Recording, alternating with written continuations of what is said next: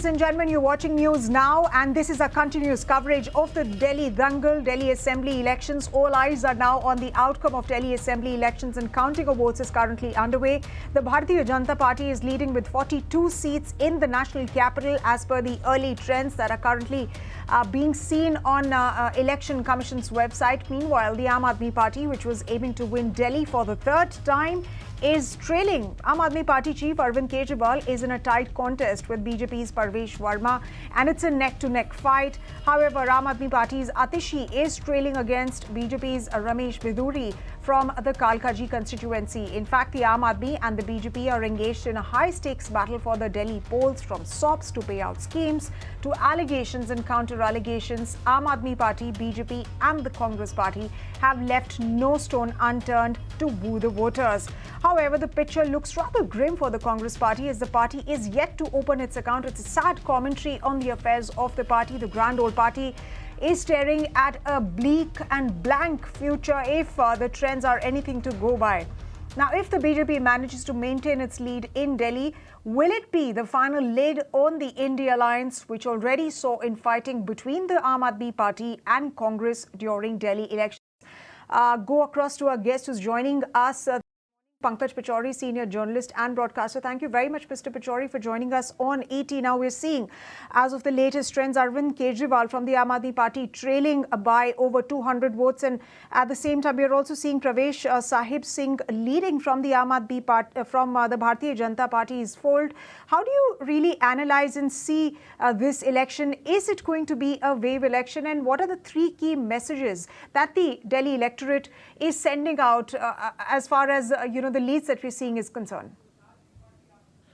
Thank you. The results now, some of them are confirmed. One thing is very sure in terms of results is that this is not a sweep election, as we had seen with Aam Aadmi Party winning 3 times in the past. I mean, they polled well over 60 seats. So this is not kind of a sweep election. Aam Aadmi Party is down, but still they are in the reckoning. Out of the 3 key trends of this election, or 3 key lessons of this election.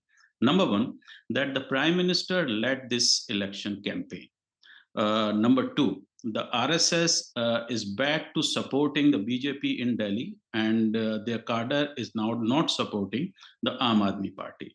Number 3, the experiment of BJP to have a flank of Aam Aadmi Party and finish Delhi Congress Party is complete. So these are the 3 things. I'll just elaborate on that. This election campaign started 2 weeks before the elections were called, when Delhi, all over the hoardings and posters in Delhi, the BJP had a very simple message. It was written Jai Shri Ram, and it was put out by the Mandir Prakosht of the Delhi BJP. So that's one. This election was basically about religion. I've got lots of data here about SCs, STs, Purvanchalis, Uttarakhandis, and middle class and lower middle class and the rich, and how they voted. Nothing unites in an Indian election. Nothing unites as the appeal of religion. 80% of Delhiites are Hindus, very clearly, and the BJP united them. Number one, with a call, and there are posters on NDMC public urinal walls all over Delhi, if you go to Lodi Estate and these kind of areas, that Jo Ram ko laaye hain, hum unko laayenge. So that was the basic pitch. Because the welfare schemes of all the 3 parties, their manifestos were almost the same. We'll give so much money to women, we'll give so much money to students and all that kind of thing. So that is one thing. Second thing, the BJP, Delhi is a BJP state. It has been. And it was fought by Congress Party. And Congress Party had won 3 elections under Sheila Dikshit. So that experiment is over, that we can use another party to demolish Congress Party in Delhi. So that is also there. And that is the message of these elections, nothing much. So now they can control the center and the capital of the country. And because Aam Aadmi Party had become a bit of a thorn in the side for the BJP.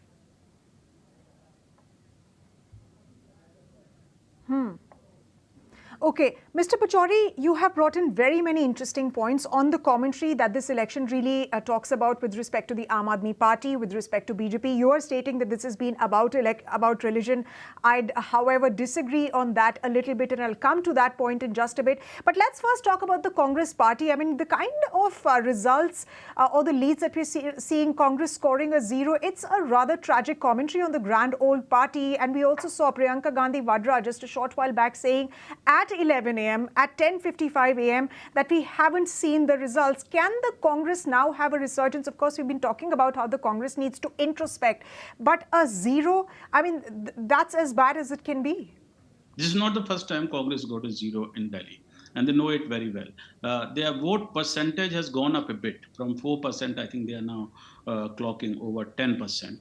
And that has helped the BJP to capture this, because the Congress if you look at the last elections and results, whenever the AAP vote goes up, the Congress vote goes down. And whenever the Congress vote goes down, the AAP vote goes up. The BJP's vote share has been consistently since 2008 has been around close to 40%, 38%, 37% all of that. So BJP has been clocking that kind of a thing. Congress party had no imagination in this election. They have been very bitter and upset that the AAP did not work with them in the Lok Sabha election. They could not have an alliance with them, and not in Delhi. It is the Punjab which they were worried about. Punjab, they lost a lot of seats because of AAP, and then Gujarat, then Maharashtra. Wherever Congress is losing, they are putting that blame on the head of the AAP, and they say that this alliance cannot work, and this whole India experiment where AAP was a part is also over. Omar Abdullah, the chief minister of Jammu and Kashmir, has already said that the India alliance is like over, and that is because that the vote of AAP was basically earlier the vote of Congress, and the Congress realized that let's go on our own and let's take a revenge of AAP calling names to Sheila Dikshit and all that, and they have succeeded in that in a way. But it's like cutting your nose to spite your face. Right. Right, Mr. Pachure. Now, you're saying that, of course, Congress has been completely decimated, and the Congress vote essentially has gone on to the Aam Aadmi Party. And now when we see the numbers, of course, it's between the Aam Aadmi Party and the BJP, but it's not a complete wipeout against the Aam Aadmi Party. So what's the future that you see the Aam Aadmi Party holding for itself politically, because it's not completely decimated? It will go along like this for a while. Their politics is that of agitations, and their politics is that of complaining, of dharnas and pradarshan. They'll continue doing that. And they were, by the way, they were defeated in this election by the same tactics which they applied on the Congress party. Charges of corruption against Sheila Dikshit and her government and the central government at that time. Same thing the BJP did. They had charges against AAP leaders. I mean, 3 of the AAP leaders were actually in jail, if you remember, including Chief Minister Kejriwal, who had to resign. And so their future is a bit bleak. And if you look at other states where they have been eating into the votes of the Congress party, and especially the middle class. And that vote has shifted down, and some of it has gone back to Congress because they've improved their tally in terms of vote share, and a lot of it has gone to the BJP in this election. So the BJP, I'm sure, will get more than 40, 45, around 50% of votes, and that is the vote which has come from the AAP, because people are also quite upset with the AAP. If you go around in Delhi and talk to people, the roads are bad. The condition of the schools used to be very good. It's quite bad. And then on top of that, this whole Sheesh Mahal approach, which the Bharatiya Janata Party, led by the Prime Minister, of corruption of AAP, That has stuck very well. And the AAP didn't have a simple or single big slogan in this election. Their slogan, if you look at their main slogans, were number one, that Phir Layenge Kejriwal, that Kejriwal will come back again. And then they changed the slogan to Delhi Mein To Kejriwal, meaning that in Delhi, we'll have Kejriwal, anywhere else it doesn't matter. So they have also, in a way, politically said that we are not worried about the rest of the country, and Right. that's what's played out in this thing. And people have decided that this time no Kejriwal, because he has been. Absolutely. Let's see the shine Right. of that whole anti-corruption of honest politician has gone from our. Right. Right. Absolutely, and which is what I was coming to next, Mr. Pachure. And of course, the Aam Aadmi Party needs to do some introspection, some soul searching, because it has come to be about just one person. Whereas the Aam Aadmi Party came on the back of being a party of the people, and of course, the optics do not really look great for the party. But let's, ladies and gentlemen, listen into a reaction that's coming in from Anna Hazare, who's taken a dig at Arvind Kejriwal on the liquor scam and of course on the lifestyle of the former Chief Minister of New Delhi. Let's look at that bite, and then Mr. Pachure will continue with the discussion. पहले से बताते हैं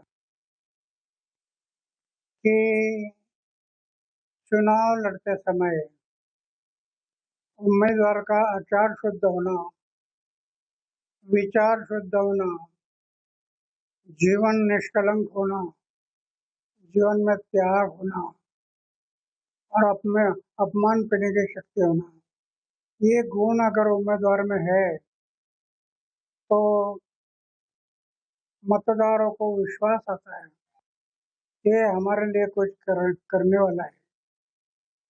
मैं बार बार बताते गया, लेकिन उनके दिमाग में नहीं आया। और आखिर शराब के बारे में उन्होंने एक मुद्दा उठाया कि शराब की दुकान। All right, so Anna Hazare over there taking a dig at Arvind Kejriwal, of course, hinting at his lifestyle as well. And let me take that final question with you, Mr. Pachure. Sir, how much has this Sheesh Mahal controversy, which has hinted at the lifestyle of the Aam Aadmi Party, dented the chances of Aam Aadmi Party this election? Because we've seen this election has been, like you rightly said, it's been about religion. It's also been about governance issues of the Aam Aadmi Party, because it's been many years and still the pollution issue hasn't been resolved. The Aam Aadmi Party Supremo also said that Yamuna waters are being polluted, they are being poisoned by BJP states. And of course, we are seeing that not holding strong as far as the leads are concerned, because in these outer Delhi seats, it's BJP that's rather doing well. So how much of an impact did that Sheesh Mahal controversy had on Arvind Kejriwal's image, and ultimately how much has that dented the chances of the Aam Aadmi Party versus some of the other factors that were there? That was a very big issue, the Sheesh Mahal, and also it became a very big issue when the Prime Minister of the country, in his speech on the budget, in his closing speech, he said about it, he talked about it, and he did say that the people who came into power by being honest and having many complaints against corrupt politicians, when they start doing this, and this word Sheesh Mahal also stuck very well. Remember that AAP, when it started, Arvind Kejriwal was a muffler man. He used to have a very simple life. He refused to take bungalows and government cars and all that. And if you are building up your image on that kind of branding, then that brand will take a hit when it is confirmed by the CAG that you have spent 28 lakh rupees on curtains in your house. Not your house, the chief minister's house. So that one thing they slipped on totally. And that stuck. That they are like any other politician. And the same thing what Anna Hazare is saying now, that he did mention about the liquor scam. That is also a big thing. Now the liquor scam, I mean, it's not even gone to court yet, and it will take some time by that whole case to play out. But that has stuck, that these people are as corrupt as others. And the Indian voters are very smart. They say everyone is corrupt, but let's find my guy who's less corrupt. And that's how they voted. Who's less corrupt? Right. Right. So who's less corrupt? Well, that seems to have played out here as well. Thank you very much for taking the time out, sir, for joining us here on ET Now and sharing your thoughts with us, sharing your analysis of the election results. Appreciate you taking the time out and speaking with us right here on ET Now. Ladies and gentlemen, that was Mr. Pankaj Pachure, senior journalist and broadcaster. And time now for us to slip into a quick break. We'll be back with lots more analyzing the battle for Delhi as it's playing out right now.